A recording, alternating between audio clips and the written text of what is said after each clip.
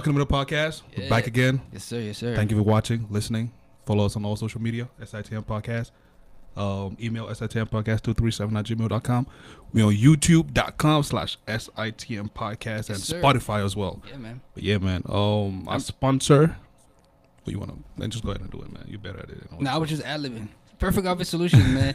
But shout out to everybody who bought tickets to come to the How to Start $1 Million Business with Perfect Office Solutions CEO Chico. We apologize. We had to postpone that because, you know what I'm saying, we just got, we're going to put out a press release. But they sponsor this podcast and this episode. If you need office space in the DMV area, entrepreneur, hit them up. Let them know we sent you. SITM Podcast is the promo code. You get 10% off. Also want to shout out my guy, Beltus A. Azonga 4. Alumni from Northwest High School and an immigrant from Cameroon. He migrated to the United States in 2003, I believe. He has a scholarship out there for $1,000, so go secure that bag if you know somebody who needs some extra cash going to college. His Instagram is @beltus.a. Go secure that bag. It's $1,000. Hit him up. Appreciate you doing that, bro. In that light, man, we got a special guest in the building talking college, tuition, fun, networking on some good stuff. Fun topic, man. Yeah, man, I'm excited for this. Listen, she is an award-winning entrepreneur, two-time Bill Gates Millennium Scholar, two-time GW graduate, higher ed speaker, coach, founder of Upliftology, founder of Bees Pieces, a lifestyle blogging platform. Please welcome Adebisi Adeboyewale to Stuck in the Podcast. How I do with that name? How are you? I'm good. I like You are that shining. Thank you. Very, very shiny. Did you put all this together just for today, or No. Oh, this is how we went out last night. Yo, thank you for coming. Thank you for having me. I'm so pleased to be here. Yeah. Who you know what I'm saying? Who is Adebisi for those who watching don't know? Adebisi that's a good question. Sometimes I'm like, ooh, okay. Adebisi is a Nigerian American young woman who is a conglomerate of things. You said it in the bio: speaker, lifestyle blogger, a sister, daughter, a believer of Christ Jesus, so many different things, a good friend. It's endless. Ever evolving, ever becoming. The question is tough, man. Yeah. That is a very tough That's why we always start with it. It's a hard question. It's Nigerian a very tough American. question. Yes. Born in Nigeria. Born in Washington, D.C. My sister, you just lost points. It's all good. It's all good. But you know, so you like you said, your resume is expansive, and you're also the founder of Upliftology. What is that about? You know what I'm saying? And how did you come about it?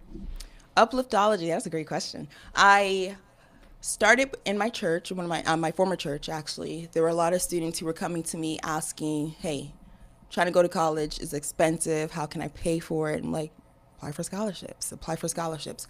It's so amazing to me how many people figure that they want to go to college, but they forget that, hey, college comes at a cost. And nowadays, unfortunately, a very expensive cost to students. So I started helping students, children in my teens church, which I was volunteering in at church, to apply for scholarships, to apply for different things. And then I found a podcast, actually, by Paul C. Brunson. And he was talking to a young lady, and she was speaking about how people, pay for certain services, including people who know how to teach students to go to college and find scholarships. And I was like, I'm doing that already. I can monetize this. Let me figure out how I can monetize it. But more so, how can I help more children figure out how to apply for scholarships? Because the reality of it is, when I was applying to school and going to school, scholarships were almost a second thought, and it still is to a certain degree nowadays, but it's more of a necessity if people want to go to college. Because if you're paying $50,000, $60,000, $70,000 a year for an academic school year, most people's parents barely make that in a year. Yeah. Or in some cases, they have a single income household where they can't afford to go to those schools that cost that much money. So I decided to create this as a business to get to more students, to help more people find those scholarships, to find those resources, to put their plans together for their higher education desires. You said college is not for everyone, but education is. Do you mind elaborating on that? Yeah, you pulled that from my TEDx. Yeah, man. You guys throw me these quick questions. Yes, I believe that going to college is an amazing privilege. However, not every person is cut out to be in a classroom setting. There's some students who go to high school who are flunking left, right, and center, and it's because sometimes they're bored. Sometimes their brain doesn't pick up things the way that other students does, right? And you can have people going through the same route, expecting them to have similar or the same results academically, and thinking that people are going to flourish in their gifts and their talents, going through the same process as everybody else when their brain thinks differently.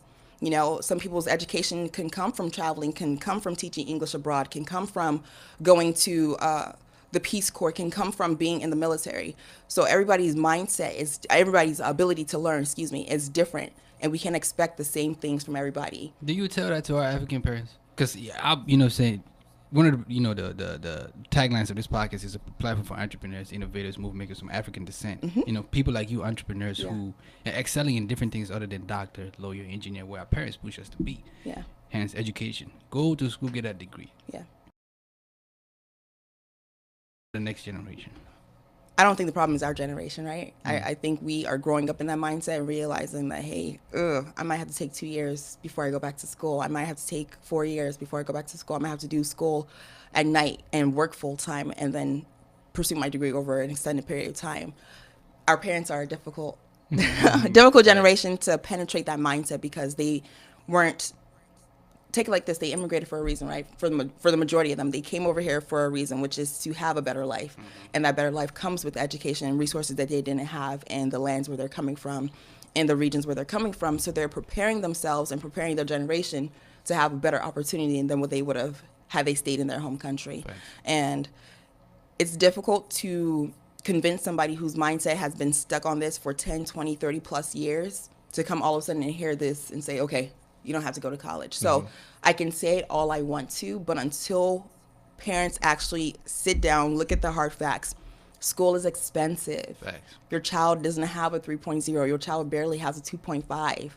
Why would you put them in a situation where they're paying to flunk out of school? Facts. So, so in that light, then, what advice would you give to any child or a young adult who feels like college is never done, but want to take a different route? Like, what route would it take? What advice would you give them? First, if you're going to present it to your parents, have a plan. Don't go to your parents and say, am I going to school? That's just foolishness, right? Especially when we have hard parents or just for strict themselves parents. too. Yeah, you need to have a plan. Are you going to go into the workforce? Where are you going to work? What are you going to do? Some people look down at community college and think that it's something to be frowned upon or shunned upon. But if you actually have a process or a plan to say that I'm going to do community college for 2 years and I'm going to try to make sure I get that 4.0 so I can go to University of Maryland, University of Virginia, University of Rhode Island, wherever it may be. A lot of states have programs or consortiums with their community colleges where you can do really well and then get a full scholarship to the state school. And a lot of people don't know that. Or if you want to become a pharmacist, for instance, you don't need to go to a 4-year college to later on go get that 4-year degree. If you know I tell people, I'm like, hey, listen, if you know you want to be a pharmacist and you know with all your heart, don't even look at a 4-year college, right? Save those 2 years.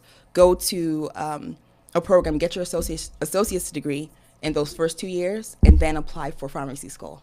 Because you don't need to go for a 4-year college. And a lot of people don't know those things, those little tricks and those little nooks and crannies that you can work the system and have it work for you. And that's where upliftology comes Come in. on, man. Just trying to uplift the next generation.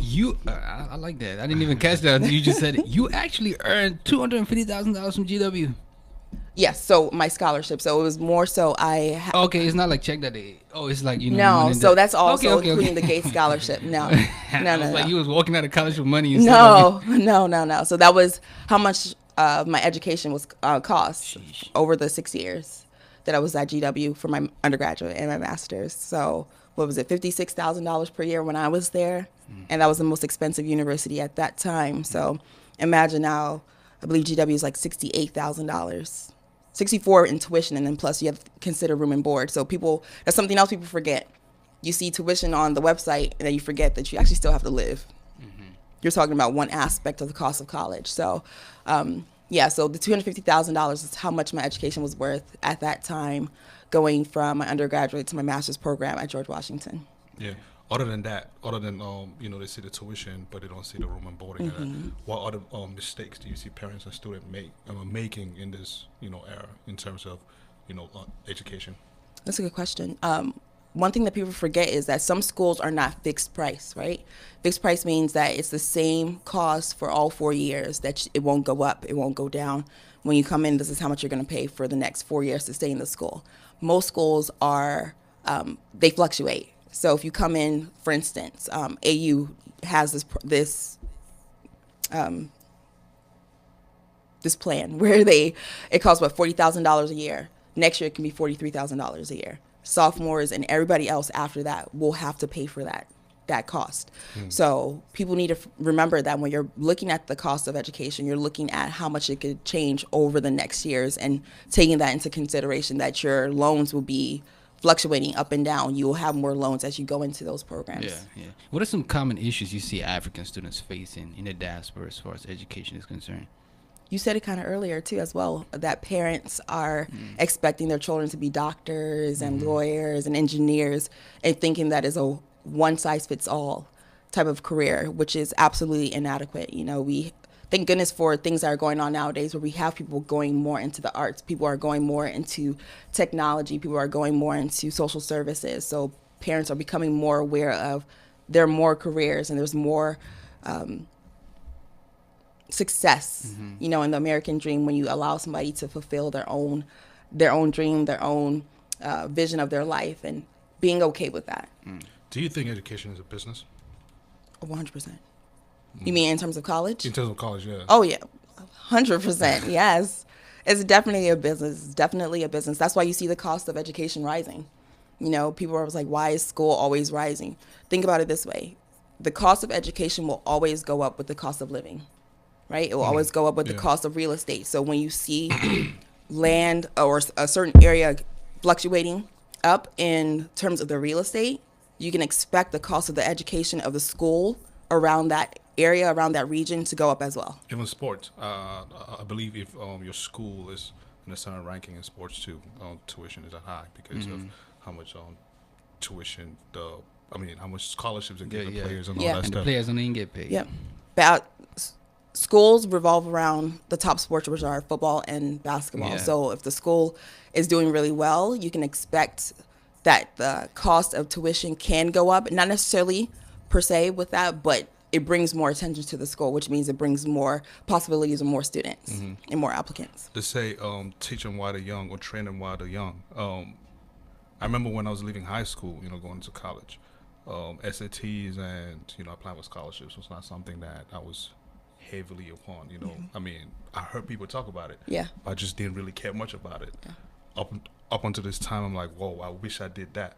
So how does, Upliftology, how does that, help college kids, even middle school kids, plan for their future? One thing that parents need to realize is that you don't start planning for your child's education in the 11th or 12th grade. You start planning when they're born. And unfortunately, in our community, we didn't have those structures or systems put in place for us early on because we didn't know, or we didn't have the luxury of having those in front of us. So we're almost playing catch up to a certain degree, where we're having people become more knowledgeable and more aware of how to structure their lives and how to present themselves. We have to invest into our children. Our white counterparts invest into their children literally when they're born, literally when they start to figure out what their personality is like, what they can do well in school, what they do well in sports, and they invest into those things. Investing in our children is literally key, and every child is different. A parent can tell you they have 5 different children. You have 5 different personalities to work with, right? One child can be really good in basketball, one child can be really good in engineering, one child can be really good in sciences, one child can be really good in math. Everybody's different. So knowing who your child is and how they learn and how they perform in school, those are key indexes that people need to pay attention to. Investing into those things where they do well. And a lot of people try to figure out how to fix their weaknesses, but I highly recommend focusing on the side, but just more so focusing on the things that can be better developed, more enhanced, so that people can have more success. Yeah. Right? Yeah. Before there was Upliftology, saying in college stuff, there was species. Beezus. Beezus. Sorry. You know what I'm saying? I'm sure you work at one of them right now. What is, you know what I'm saying? What is Beezus? And, you know, shit, something like that. Yeah, so especially when I graduated college and when I moved back home, people would ask me, where did I get my dress sewn or who designed my dress? Your IG is just like, you know what I'm saying? Thank Ankara, you. you know what I'm saying? Like, Yeah. It's embracing her roots, man. Yeah, you know what I'm saying? I am. And Brownie points just went back up. I'm sorry? Your points just went back up. Thank you. Thank you. No, so my second sister was like, why don't you just create a blog? And I was like, okay. You know, and I created the blog, started documenting who sewed my dress. You know how they ask you on the red carpet, who sewed your dress? Documenting who sewed my dress, the inspiration that it came from. I designed most of my outfits for the most part, but I have great tailors and seamstresses who I work with who sew my stuff. How do you manage, you know what I'm saying, to navigate your faith, Christian faith, with everything, all your platforms that you have going on? Oh, God, especially as an entrepreneur, you know. Yeah. One thing I learned is that being an entrepreneur will increase your faith. It will test your faith like crazy. It is not the easiest thing. Otherwise, everybody would be an entrepreneur, right? And it's literally a faith walk. It's a faith walk being an entrepreneur. It's a test of endurance because it's not for everyone. It really is not for everyone. And you have to know that it is something for you in order for you to pursue a lifestyle of entrepreneurship. I can't stress that enough. Literally, there are days where you're just like, okay, God, I need to make this sale. This has to go down. This can be a sale for 4 months. It can be a sale for one day. You just don't know how it's going to go. So it's just like, God, I know that I heard from you. I know that this was written upon my life. You know, it's something I desired and you put this desire in me. So if it's not from you, you need to let me know because I need to make sure I'm aligned with my purpose and I don't want to miss it just following something I think I'm doing. How do you stand out from every other, fashion blogger out there? Because right now there's a whole bunch of them. There's a whole bunch. And it just keep coming up. It just keep emerging. So how do you stand out? So one thing one way I stand out is by making sure that I look like an African woman everywhere I am, right? Everywhere I go. And not necessarily only wearing Ankara, but also just big curly hair, looking like a Nigerian American girl. Like when I did my TEDx, I made sure I wore Ankara and I had my fro out. I made sure I looked like the person on my blog. Everywhere that you see me, I want something to look like it links back to who I am.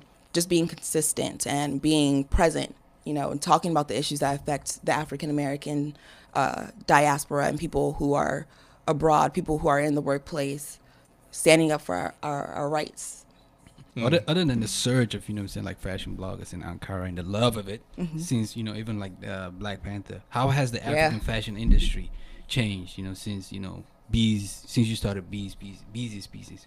You see more people wearing Ankara more often, right? It's more prominent, more prevalent in what we're doing, what we're wearing, where we go, in terms of the workplace, in terms of celebrations, in terms of embracing African culture among all races and people being more aware of it. It's definitely over so I started Beezus Pieces in 2010, it's 2019, so literally almost a decade. Hey, congrats, good job. Yeah. Thank you. I actually took a break from it for a while when I started Upliftology because I figured that I needed to get that up and running, and I'm happy that I was able to do so because that one can be more impactful to future generations.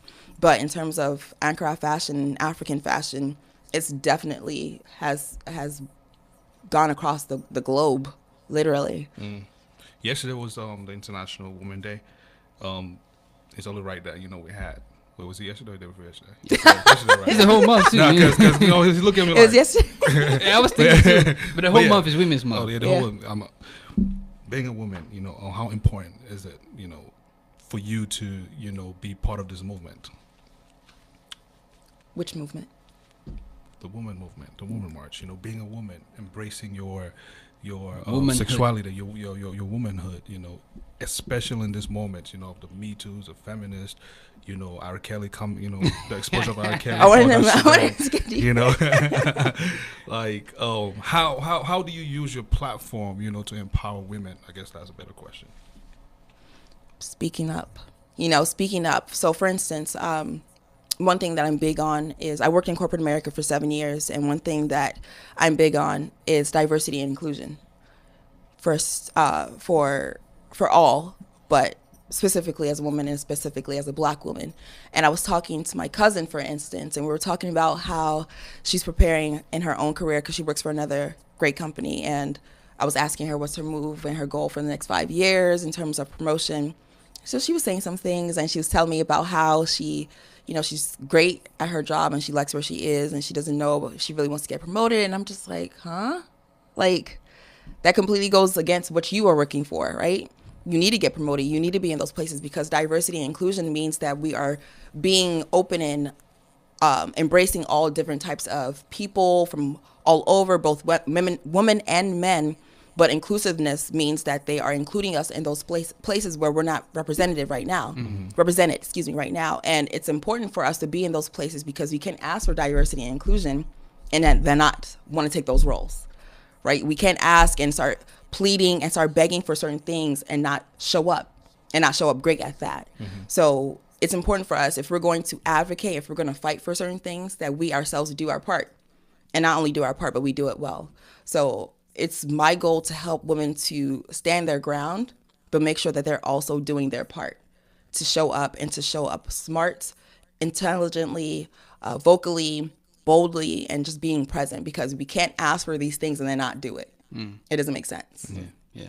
Oftentimes, people who are in the business of helping others, like upliftology, when they feel down, people are like, oh, they got it together. So, they're not encouraged. How do you uplift yourself as an upliftologist? If I can say it like that, in times where, like you hit that, rough patches. Yeah. The Lord. I'm literally a big believer of Jesus Christ.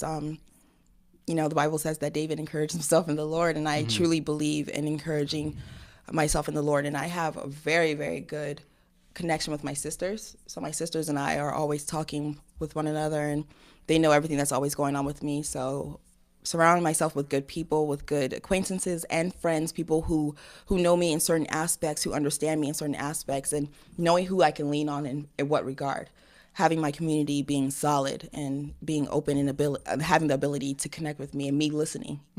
Perfect segue to, like another part of this conversation that I'm excited about, networking. You know what I mean? Like Yes. you did a dope Google Plus or Google Hangout thing on that. First of all, what is networking and what isn't networking? Networking is connecting with people. Is that simple. Connecting with people from everywhere. And I think that people make networking so much more difficult than what it really is. What do you mean? They make it seem as if it's a task when we're networking right now, right? And we don't look at it that way because we're having an interview, we're discussing things about me, but now I'm also getting to know about you guys in terms of what you do with your podcast, and I know that you guys have a platform.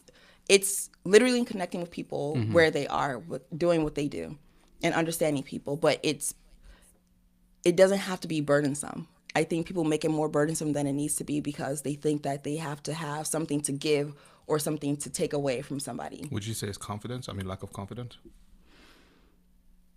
It could be.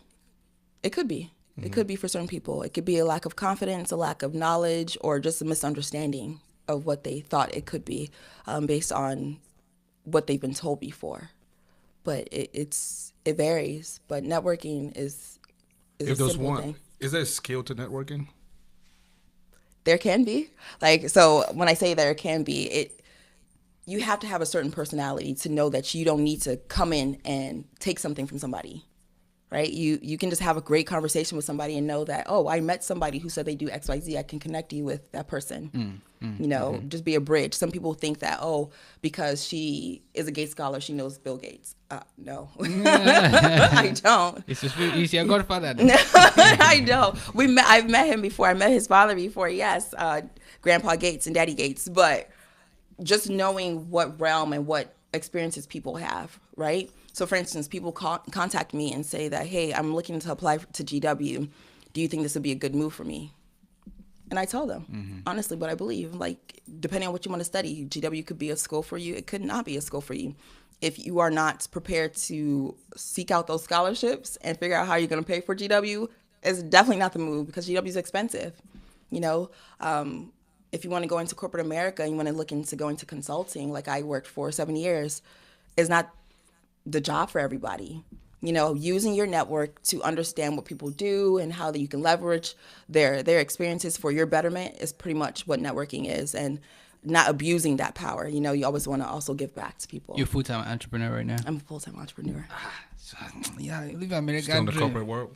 No. Oh, Full-time man. entrepreneur. Right. Upliftology. Yeah. Busy species. Yeah, as of What July else? 17, 2018, yeah.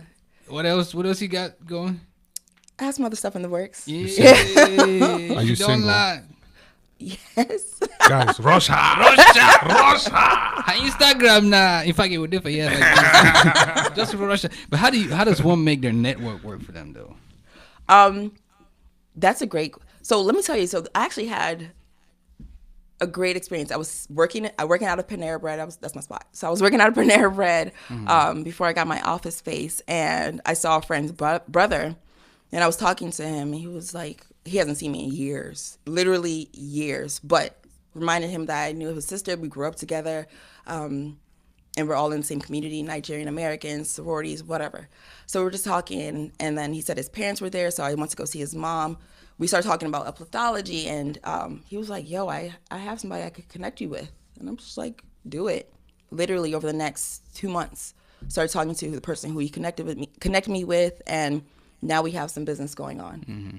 I want to hone in on that entrepreneur, full-time entrepreneur, Okay. Life that you got going right now. How did you get there? You know what I'm saying? Like, 'cause there's a lot of people who, that I know personally, were like trying to navigate coming out of corporate America, and who have businesses going, who are struggling as far as like what did you do or not do? To go into full-time? Entrepreneurship, yeah. How did you prepare yourself to say June 17, 2018? I mean, I don't come on corporate America. I'm not going back. Was it a risk, or like was it a calculated risk, or was everything laid right in front of you, pretty much? This is an interesting question. I think that this will be the first time I'm telling it in its full story. Let it rip. Yeah, man, I'm gonna It's have like a to. little podcast exclusive coming from Wale. I'm just gonna call you Wale. Some people called my sister and me that when we were younger. So as soon as he came out too. So this time last year, I was looking for another job in the higher education consulting industry, and I was just like, Lord, I just need to get out of here. It is time for me to move on. I need you to help me move to the next phase, move to the next step in my career, so that I can better prepare myself for upliftology when I'm ready to go full time, when I'm ready to go into that practice to be a full-time higher education consultant and speaker. So I was applying to jobs in that industry, in that space, and nothing was biting back. I mean, I have a good resume, 7 years working at as a consultant in PwC and Deloitte. So I was applying to jobs. Wow. Continue. Continue. Man. Okay, continue. Sorry. I was applying to jobs and nothing was biting back. So I was just like, this is so weird. So I went and I told my sisters earlier. PwC and Deloitte. Go ahead. You're so silly. I was telling my sisters, but I think it was January, maybe February last year. I was like, yo, I just need to find a Jewish person to to learn from. They're the best. They do it. They know how to do business. So I was like, I need to find a Jewish person. So I found this conference in Florida, excuse me, that I wanted to go to, that this lady was hosting. She's been hosting for the past 5 years. So I was like, I'm gonna just go. Let me take the time off for 2 days, go down to Fort Lauderdale and be with her. So I was sitting there. I was just like, we were on a break, and I was like, God, I just need to get this higher education company job. Like, I don't know where it's gonna be. I don't want to leave DC, and DC is good for ed tech. So I'm just like, I can find something. Why is it so difficult? Holy Spirit, and I'm a big believer. So Holy Spirit literally said to me, and I heard loud and clearly, I already given you a higher education consulting firm. And I was just like, oh. Upliftology. Literally. So I was just like, wait, what does that mean? Like, what? So she continued talking. And so she came back from session and she started talking again. And I wrote that down, mind you. I wrote that down. I was like, Holy Spirit said you gave me a higher education. I was like, what does that mean? She came back talking. She was like, yeah, my Jewish father, blah, blah, blah. And I was like, oh, you're the person I've been praying for. You're the Jewish person I'm supposed to learn from. So that happened May 17th last year. And then maybe I forgot. Maybe I came back to my humanistic ways because, people, they say they're believers and then a bout of doubt comes in and you just completely off your kilter and it just throws you off. So I probably went back home and I was applying more for jobs, and I can't remember exactly, but I saw one of my brothers in the Lord, and I was like, yo, bro, pray in agreement with me. I don't know what the heck is going on right now.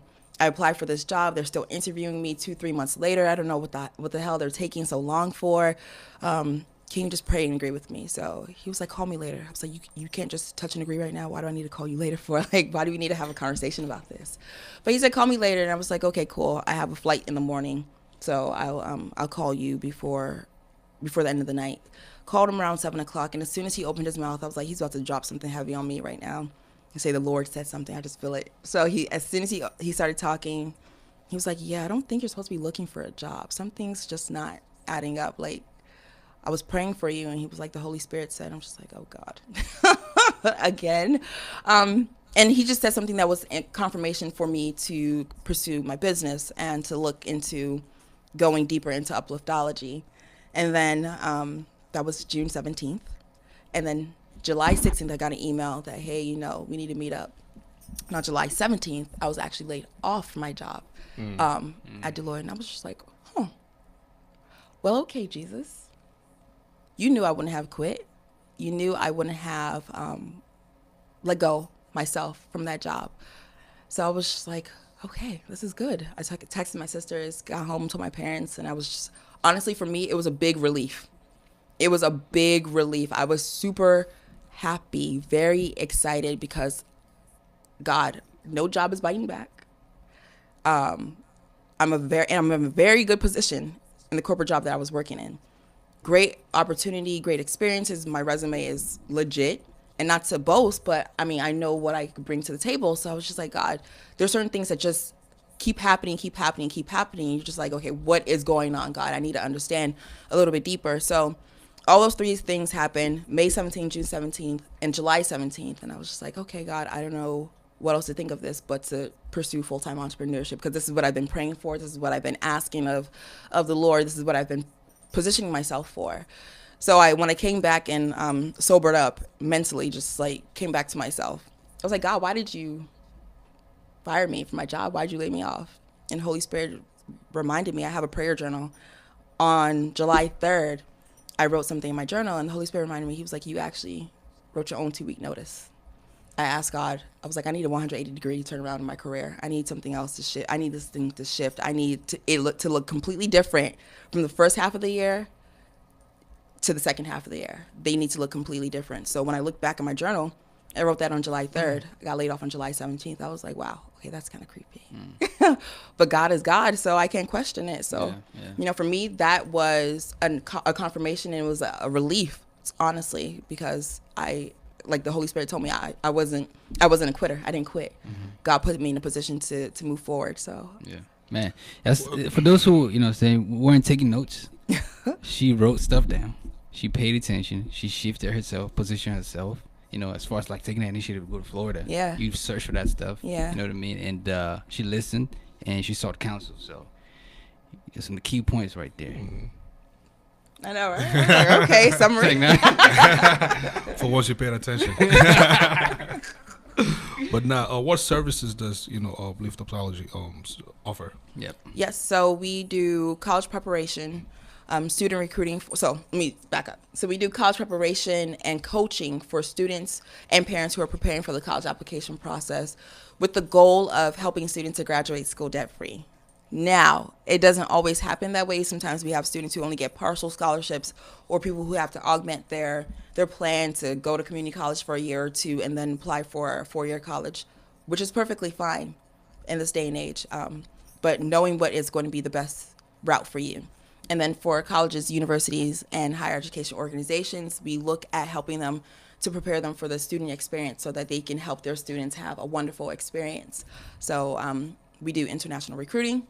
That's something we're moving into. So international recruiting, consulting, and speaking to those organizations. This might have went over my head, but when you say we, who are you referring to? Yeah, that's what I was just gonna ask you. Yes. I got a couple of rapid questions, and then the last one's I'm gonna need you to. You can just say yes or no, and then the last one you can elaborate. Okay, but yes, so building out my team for before the end of the year, and working with people who work only part time for me right now. Certain okay. things. Oh, okay, good. So Yeah. how many employees? That was one of the questions. And so do you does the firm Upliftology, this is my mouthful, help those who already have debt and have graduated college manage that debt and get out of it? No. We are on the preventative side. So I Okay. want to help students before they make those decisions. Got you. Yeah. Think about what you're going to do. I don't want you to go and try to figure it out afterwards or regret what you're doing. So I do have some friends who are on the loans and consolidation side who are trying to help people to reconfigure their finances, but I do not help those who already graduated college. Just need that clarity. Yes. What options are there for those who, like, man, 2-point GPA and can, like, merit those scholarships out there, like the Bill Gates scholarships? You said what other options, choices do they have? Yeah, so like I stated earlier, looking at community college to get their GPA up, looking at bridge programs, teaching English abroad, figuring out if it's best for you to work for a year or two and then go back to school is always an option. And then trade school is one that's always undermined because people don't talk about it as often. Figuring out if you should go to school for plumbing. People forget that people have plumbing businesses and are thriving. People have cleaning businesses and are thriving. Like I was teaching my teenagers at church one day, and I was asking them which job would they rather have, be a janitor in a school or be an engineer. And people were like, oh, I'm just going to go to school for engineering. But I'm just like, well, do you know you have to be good at math before you can go to be an engineer? But you can also be $1 million janitor. There's some people who have businesses that are thriving. Garbage collectors are They are business legit. Business, yeah. That's a legit business. Heck yeah. Not everybody wants to do it. So guess what? contracted by government. Yeah. Monopolize. Yeah. People want their trash to be taken away. You have to think about the big picture, and people think about what they see rather than what they know. They're doing their own research. Facts, yeah. As we wind down, what's the most rewarding thing about your career, entrepreneur-wise, and everything that you've done, Beezy's Pieces, just as a person? Helping others help themselves and figure out their livelihoods before they make a mistake, and learning from my own mistakes.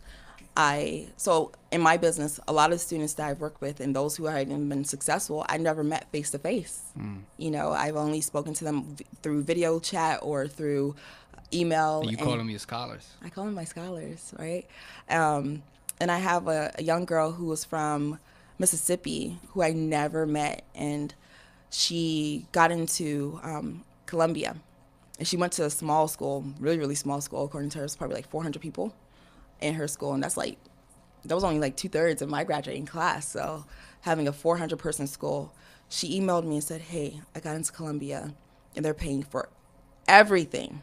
She goes to a small school, and people were like, you're dreaming too big. And this is happening 2 years ago? You're dreaming too big. We don't go to schools like that. We don't do that here. Just applied to the state school. So she was applying to, I think she applied to 10 schools, maybe 12, a lot. And she said that people were looking at her like she was crazy. She had the goal of going to some school in the South. I'm forgetting now, probably Dartmouth. And she ended up getting to Columbia, and they're paying for everything. So when I get emails like that saying that, your services really helped me, and I'm really grateful that I took the time to listen to what you said and took notes. She said she took notes and she followed every single thing from the notes. So when I get emails like that and I see young girls and guys doing well and preparing for their future, and now she's going to be able to graduate college from an Ivy League, debt free. I mean, that's and Columbia is the school that I wanted to go to. I was like, yo, you got into the school I wanted to go to. I couldn't even get in myself. So to have you tell me this, some years later after I graduate, super honored, Yeah. super blessed. You mentioned something about teaching abroad. I don't know anything about that, and I'm sure most people like teaching abroad. Like, what benefit do you have from getting that? From doing that. So could you elaborate a little bit on that? The benefits a young man or woman can get from going and teaching abroad. Experiencing a different culture. One thing that a lot of children from the States are still yet to grasp and to hone in on is the ability to travel the world and to be able to help people in other countries. we don't talk enough about how people are so similar and so just literally the same across cultures, because we don't see it as an opportunity to just experience a different culture and to live abroad. So being able to teach people to give back and to help people to better their English, to build up a community, to do a community service project is a huge reward. And just having the opportunity to live abroad is life-changing. I had the opportunity 3 times when I was in college. So imagine being able to spend 3-6 months abroad just to help people. It's literally life-changing. You have to experience. It's almost one of those things that you experience and you don't even know how to describe, because it's just, you live in awe, and those memories are life-changing. Right. You have a higher degree. I'm pretty sure you surround yourself with people higher degrees as well. What say you to those who choose like the certification route? They don't necessarily go to a 4-year college. They go get certs and all whatnot. What how do you approach a situation like that? Say you were advising somebody and they say, "Oh, I don't want to have a 4-year degree. I just want to have certifications and just the quick fix and just work and work and work." What say you to that? Well, you need to have a plan. Are you going to look for a job specific to those certifications? Because there's some jobs nowadays that you might not need a 4-year degree. But one thing that you need to keep in mind is that when you start to move up the ladder of the corporate status, sometimes they're going to have to look. They can have 2 candidates, right? People who have 10 years experience each. If they're looking at people who have similar experiences, similar companies that they worked for, when it gets to a point where they want to promote, they're going to look at all factors. You have certificates. Great. You have 10 years experience. You can do this well, you can do this well. Whereas your counterpart has the same certificates, the same job experience, but now they have a 4-year college degree or a master's. If someone wants to promote between those 2 people, you have to take into consideration they're going to look at all factors. There's a possibility when you get down the road, they might take that person with the 4-year degree. They may take that person with the master's as they're moving up the ladder, because they have more qualifications that say that they can do the job. Doesn't mean that it's always true, no, but you also have to consider that everybody looks at different factors when they're looking at promoting, when they're looking at advancement. So you might not need to go to college right out of high school, but you have to look down the road at what you're trying to do. If you're trying to get those promotions, you may need to have those degrees, depending on the field that you go into. Somebody needs more information on all this stuff. How do they get in contact with you? You can visit me at upliftology.co or email me at adabc@upliftology.co. If they want to collect some, fresh Ankara stuff. So that's funny, because I don't sell. I mean, just, your tailors. Yeah. So you can go, if you go to my Instagram page, you can see adabc.co. So that's ADEBISIDOTCO. And everything, I usually tag everybody. I make sure that I connect my tailors, my seamstresses with people who are looking to purchase for them. Yeah, man. Contrary to popular demand, man, people still out here having kids, and kids means education, you know what I'm saying? So think about, that college education is important. I agree with the parents. And the founder of Upliftology is here, you know what I'm saying, to make sure you come out that joint debt free, because it's stifling us out here, man. $1 trillion industry. Slow your roll real quick. Your TEDx talk. Your TED. How do you say that thing again? TEDx. There you go. How did that come about? And I'm kind of curious on how people actually get on that platform. Like, how did that come about? Was it that somebody hit you up, or did you have to apply for it? And I'm just asking because a lot of people too want to get on that platform. Yeah, you have to apply for it. So funny, I should have said this too when I was talking about my transition from corporate to full time.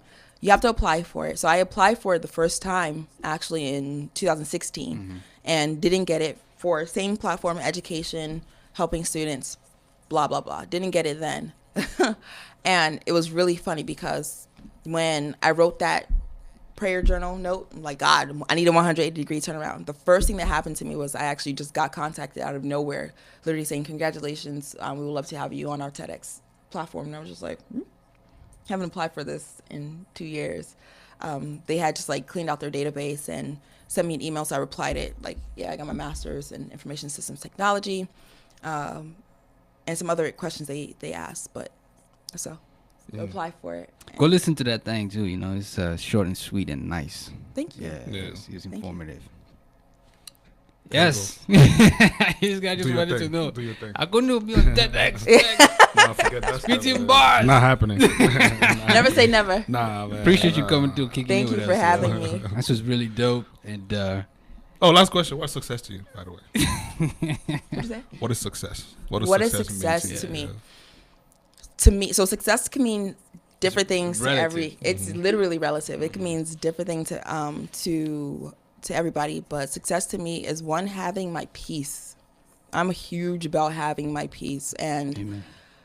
if you don't have peace about what you're doing, there's no way that you can be successful within yourself. Amen. Again, you know, because you said it's relative. So if you don't have that peace, it's you need to reconsider.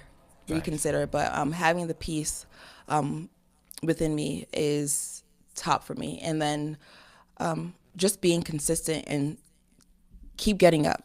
Again, like I said, entrepreneurship is not a game. It is not for the faint of heart. It is not what Instagram makes it out to be. It is a daily choice. It is a daily task, getting up, doing the work. You didn't get everything done today? Okay, whatever. Move on to tomorrow. Pick up where you left off yesterday. Get it done. Do your thing. Keep pushing forward. So success to me is just never stopping. Okay. Yeah, I like that, man. I like that. That was Listen, brotherly. You know what I mean? Sound- I was like- You just infused some.